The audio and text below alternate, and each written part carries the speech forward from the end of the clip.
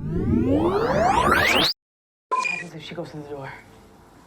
She'll be on the other side. See, that's what you do with doors. You pass through. Philippa?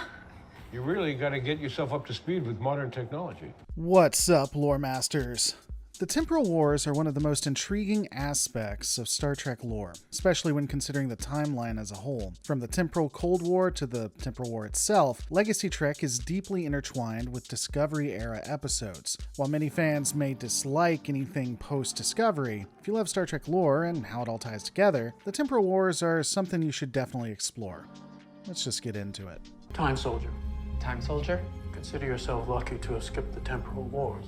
Amongst the many horrible things we discovered when weaponizing time, temporal travel can make you pretty sick. Before we delve into the Temporal War itself, it's worth discussing some of the factions involved. We know the Temporal War includes terrorists, Starfleet, the Travelers, Sphere Builders, and ironically, the Romulans. Probably the Krenim too, but we'll get into that later. Although details are scarce, let's start with the Travelers. The Travelers taught me when I could intervene and when I couldn't, since time is a fragile thing. The Travelers are a group of individuals who can move through space and time, taking care of a multitude of universes that exist. Despite their hands-off approach, they were caught in the Temporal Wars, which greatly reduced their numbers and hampered their ability to be the caretakers they once were. After the Temporal Wars, there just aren't many of us left to repair timelines. There is a scene with Wesley recruiting that suggests they are trying to replenish their ranks after said war. With limited information available, though, I can't be sure, so let's just move on. Time is like a black box. It's too complicated to leave to intuition, so we built computers. Will tell us the results of certain changes. The Romulan Star Empire, or at least the Romulans, also played a role in the Temporal War, seemingly focused on the 22nd and 23rd centuries, however. Their efforts appear to target individuals rather than specific times or entities. As an example, there was an attempt to murder Khan as a child. This scenario, akin to the killing baby Hitler trope, is explored in a Strange New Worlds episode. It's worth watching if you're curious, so I'm not going to spoil it. We do also see a few episodes in Enterprise that lead you to believe that they are more into the war than we would think. However, again, information is scarce. The Sphere Builders, which are trans-dimensional entities, use the Temporal Wars to attempt to rebuild their universe in the Prime timeline. They were ultimately defeated by the 22nd century Earth Starfleet with help from temporal investigations from the Federation's Starfleet. Their efforts initially caused discord between the United Earth and the Vulcans, but that was eventually resolved. One of the unfortunate pieces to this is that we really don't see more about the Temporal Wars in that specific arc in Star Trek Enterprise. We really just see the Enterprise defeating the Sphere Builders versus their actual role in the Temporal Wars. It's something that I really hope future Trek will look into and explore. Who were they? The most dangerous faction of the Cold War. They're led by Vosk, a fanatic, violently opposed to the Temporal Accords. We have the most information on two specific factions. That is the Nakul, led by Vosk, and this was a terrorist group opposed to the Temporal Accords themselves, who started an all-out war which the Federation and others initially lost. They would also rise up against the Suliban, another temporal entity, though they were only temporal because of the help of a benefactor that was never explored, so we won't go too much into that. But either way, they did attempt to prevent the Suliban from evolving, but this too was thwarted. Again, likely by temporal agents sent from Starfleet. The Nakul were defeated in an alternate timeline where Germany successfully invaded the US, leading to the reversal of all of the time changes. And that plot, while it sounds interesting on paper, really wasn't that interesting on the television, so I won't go much more into it. Now, I know it'll come up in the comments, so I am going to go ahead and talk about the Nakul's attempt to destroy the Federation. All of the damage he caused never happened. And you're here to give me a pat on the back. In a way. Well, I don't want it. I want you to leave me and my crew alone. We're done with you and your damn Temporal Cold War. It's coming to an end because of what you did. You have no idea how many lives you've saved. I'll take your word for it. Daniel claims at the end of that arc that the war was stopped and everything returned to normal. Since we know the war didn't end like that in Star Trek Discovery, this could lead to a couple of things. It could mean that Daniels was lying, or perhaps he didn't know the full scope of the war, or this could be a different temporal war, one of the many that occurred. Personally, I believe Daniel was lying, given everything we know in the episode. Archer was done with temporal issues, and Daniels might have said that to ensure Archer wouldn't pursue it further. But as with much of Star Trek, it is open to interpretation.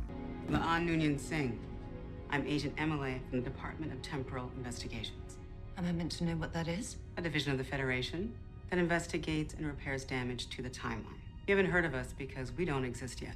Speaking on that, we do have Starfleet, and they have been involved with time travel since the 23rd century, as seen in Star Trek Those Old Scientist episodes.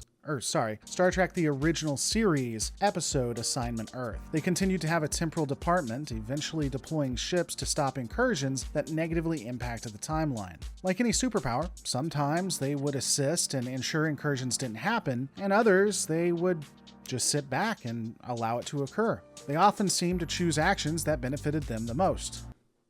It really is like real life. Starfleet's Temporal Investigation Department became a powerful force with agents spread across various times, though not necessarily spaces. From this vantage point, they would be able to change or manipulate time as needed. One of the other factions that I'm not going to go too much into because they're never directly addressed would be that of the Krenim. While unclear, Krenim technology was very powerful when it comes to impacting space and time. If the Krenim were a part of the Temporal Wars, they would have been a very powerful organization to go up against. Their military might probably would have been better than that of Starfleet's. Given that we don't hear about them a lot, it makes me believe that they probably became a Federation member or perhaps a strong ally. I'm a space-time portal, you might say. You know, back in the day, it used to be, sure, come on through. Just don't screw up history or you'll have to fix it. And then the Temporal Wars happened, and everyone was killing everyone else, and trying to use me to do it. Ironically, we know about the Temporal Wars more from their effects than that from specific events. The wars involved powerful organizations creating devastating weapons, such as those trapping ships in time and space. Warriors from other universes also participated, but they didn't last that long. The only solid events we have involve the Nakul and the United Earth's USS Enterprise, including the aforementioned battle with American rebels against Nazis. Again, despite sounding interesting on paper, it really wasn't as compelling on screen. To step out of my comfort zone, I'll theorize a bit, and from here, I really don't have a lot of canon to go on. The Temporal Wars were horrific, counter to Star Trek's utopian ideals. Uncountable deaths, people erased from existence, and civilizations were destroyed. The nearest comparison that I could find is Doctor Who's Time War. Millions die every second, lost in bloodlust and insanity, with time itself resurrecting them to find new ways of dying over and over again. A travesty of life. Time itself was used as a weapon, with people not just killed, but erased from existence. The effects of the Temporal Wars are most evident throughout the Star Trek timeline. The Department of Temporal Investigations kept a keen eye on time's impacts. Starfleet, a temporal power before fully even understanding it, gained prestige and ability throughout the 23rd and 24th centuries, ultimately becoming guardians of time. However, the Temporal Wars forced them to give up this role, letting people die to prevent further temporal misuse. Temporal laws required Federation agents to be stationed at different eras to ensure compliance with the temporal accords. The wars changed Starfleet profoundly, even if Starfleet didn't know it. That said, again, I don't have a lot to go on here, and while more information on the Temporal Wars might be fascinating, like the Borg, it's often best that the writers leave it to our imaginations. Alright guys, if you enjoyed this video, give it a thumbs up, share it with fellow Trekkies, and don't forget to subscribe for more deep dives into the Star Trek universe. Hit the notification bell so you never miss an update, and I'll see you on the next